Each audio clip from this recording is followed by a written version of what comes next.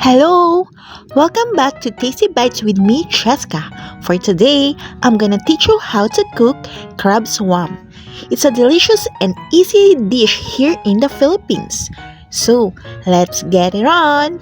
For the ingredients, we need crabs, Misua Noodles, onion, garlic, ginger, red chili leaves, fish sauce, and salt and pepper to taste. For the procedures, first put the cooking oil in a pan. When the oil is hot, saute the onion, garlic, and ginger. When the garlic is golden brown, add the crabs and mix it all together. Add the fish sauce.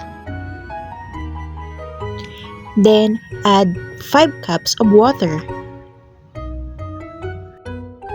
Cover it and let it boil. When it is boiling, add salt and pepper. Then add red chili leaves. And lastly, add the Misua Noodles. Cover it and let it boil up to 3 minutes. And voila! Done cooking! Ready to serve!